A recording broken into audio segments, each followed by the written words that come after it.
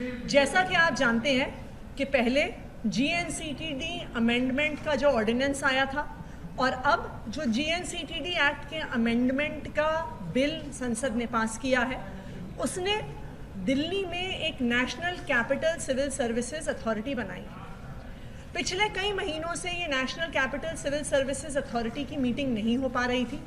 कई प्रकार के गतिरोध आ रहे थे अफसरशाही के बीच में, सरकार के बीच में, जिससे ये मीटिंग नहीं हो पा रही थी। लेकिन दिल्ली सरकार ने ये फैसला लिया है। ये फैसला हमने इसलिए लिया है क्योंकि हम संविधान का सम्मान करते हैं और क्योंकि इस बिल को अभी संसद ने पास किया है। जब तक ये बिल कानून है, इस कानून का हम सम्मान करेंगे और जल्द से जल्द नेशनल सिविल सर्विसेज अथॉरिटी की बैठक हो सके, उसके लिए दिल्ली सरकार ने फैसला लिया है कि किस प्रकार दिल्ली के सभी विभागों में दिल्ली की जो जीएनसीटीडी के सारे डिपार्टमेंट्स हैं उसमें और नेशनल सिविल सर्विसेज अथॉरिटी में समन्वय कैसे बन पाए। उसके लिए आज सर्विसेज मिनिस्टर और विजिलेंस मिनिस्टर होने के नाते मैंने एक ऑर्डर जारी किया है और अब हम ये उम्मीद करते हैं कि रेगुलर बेसिस पर नेशनल सिविल सर्विसेज अथॉरिटी की मीटिंग होगी। हमने इस कानून को सुप्रीम कोर्ट में चैलेंज किया है, लेकिन जब तक ये कानून है, जब तक ये सर्विसेज एक्ट हमारे देश का कानून है, हम इस कानून का सम्मान करेंगे। हम इस कानून का सम्मान इसलिए भी करेंगे क्योंकि हम चाहते हैं कि दिल्ली वालों का कोई भी काम ना रुके और दिल्ली वालों के काम होते रहें। इसके लिए ज़रूरी है कि नेशनल सिविल सर्विसेज अथॉरिटी की बैठक हो और सभी विभागों में और अथॉरिटी में एक समन्वय बना रहे।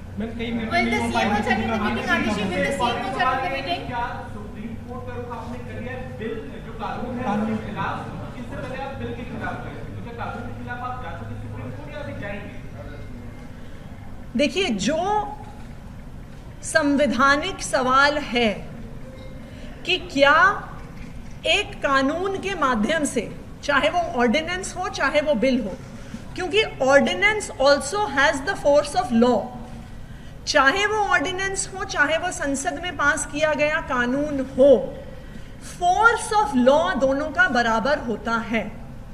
तो जो संवैधानिक सवाल चीफ जस्टिस ऑफ इंडिया ने उठाया था कि क्या संसद एक कानून के माध्यम से संविधान बदल सकता है, एक चुनी हुई सरकार की ताकत ले सकता है, जो केस सीजीआई ने कॉन्स्टिट्यूशन बेंच को भेजा था, वो संवैधानिक सवाल उतना ही वैलिड है चाहे वो ऑर्डिनेंस है चाहे वो बिल है।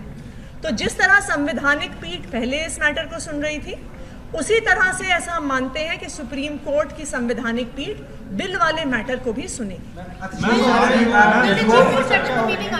बिल्कुल, चीफ मिनिस्टर मीटिंग बिल्कुल अटेंड करेंगे क्योंकि अरविंद केजरीवाल की सरकार का दिल्ली के लोगों के प्रति ये वादा है कि हम दिल्ली वालों के काम नहीं रुकने देंगे, दिल्ली वालों के काम होते रहें। इसके लिए जरूरी है कि जब तक NCCSA national capital civil services authority आज की सिचुएशन में ये देश का कानून है और इस कानून का पालन करने के लिए, दिल्ली वालों के काम होने के लिए मुख्यमंत्री अरविंद केजरीवाल जी मीटिंग अटेंड करेंगे और इसीलिए एक ऐसा हमने आदेश निकाला है जिससे सरकार के सभी विभागों का, मंत्रियों का NCCSA यानी इस अथॉरिटी से एक समन्वय बना रहे। समन्वय बना रहेगा तो अथॉरिटी की मीटिंग भी होती रहेगी, समन्वय बना रहेगा तो दिल्ली वालों के काम भी होते रहेंगे।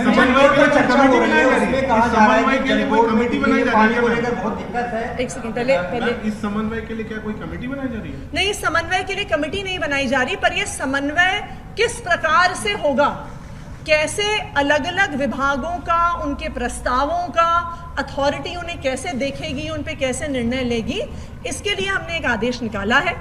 जितना ज्यादा समन्वय चुनी हुई सरकार के बीच में, सभी विभागों के बीच में और national capital civil services authority के बीच में होगा, उतना ही स्मूथली अथॉरिटी की फंक्शनिंग होगी, उतनी ही स्पीड से जो अथॉरिटी की फंक्शनिंग में गतिरोध आ रहे थे वो गतिरोध हटाए जाएंगे। मैम, जल बोर्ड को लेकर चर्चा हो रही है कि फंड नहीं मिल रहा है, आप ही के विधायक हैं, कह रहे हैं कि पानी नहीं है, गंदा पानी आ रहा है। पीएस जून ने भी इस मुद्दे को उठाया अभी सदन में। इस पर आपका क्या कहना है कि बहुत दिक्कत पानी की हो रही है, गटर जैसा पानी लोगों के पास आ रहा है और 1-1.5 साल से फंड नहीं है, इसको लेकर क्या कहना चाहिए? देखिए, ये मुद्दा सभी विधायक बार बार पिछले कई महीनों से उठा रहे हैं कि जल बोर्ड के पास अपना कोई भी काम करने के लिए पैसा नहीं है। अब सवाल ये है कि जब विधानसभा ने बजट पास किया है, जब विधानसभा ने पैसा दिया है, जब दिल्ली की जनता अपना टैक्स दे रही है, तो जनता के काम करने के लिए पैसे क्यों नहीं है? जनता के काम करने के लिए पैसे इसलिए नहीं है क्योंकि सरकार के अफसर बार बार फाइलों पे ऑब्जेक्शन लगाते हैं, सवाल उठाते हैं। एक अफसर से दूसरे अफसर के पास फाइल जाती है, दूसरे अफसर से तीसरे अफसर के पास जाती है, कोई भी काम पास नहीं होता, पैसे पास नहीं होते। ये सब क्यों हो रहा है? ये इसलिए हो रहा है क्योंकि जो ये ऑर्डिनेंस केंद्र सरकार लेके आई है उससे अब अफसरों को पता है कि उनकी कोई भी जवाबदेही चुनी हुई सरकार के प्रति नहीं है, उनको पता है कि उनकी कोई भी जवाबदेही इस विधानसभा के प्रति नहीं है, तो वो अपनी मनमर्जी से काम कर रहे हैं। और वहां पे उनको पता है कि उनको सिर्फ जवाब देना है केंद्र सरकार को और एलजी साहब को। यही कारण है कि जो दिल्ली सर्विसेज बिल है ये संविधान के खिलाफ है, लोकतंत्र के खिलाफ है, क्योंकि ये अफसरशाही की जवाबदेही चुनी हुई सरकार के प्रति खत्म करता है। और ये अफसरशाही की जवाबदेही दिल्ली की जनता के प्रति खत्म करता है, क्योंकि उन्हें किसी को जवाब ही नहीं देना। तो आज जो जल बोर्ड में क्राइसिस आ रहा है, दिल्ली के विधायकों ने तो अपना कर्तव्य पूरा कर दिया। उन्होंने तो इस विधानसभा में हजारों करोड़ का बजट दिल्ली जल बोर्ड को दे दिया, लेकिन क्योंकि अफसरशाही को लगता है कि वो जनता के प्रति जवाबदेह नहीं है, वो जनता के प्रतिनिधियों के प्रति जवाबदेह नहीं है, वो चुनी हुई सरकार के प्रति जवाबदेह नहीं है, वो इस पैसे को खर्च नहीं होने दे रही है।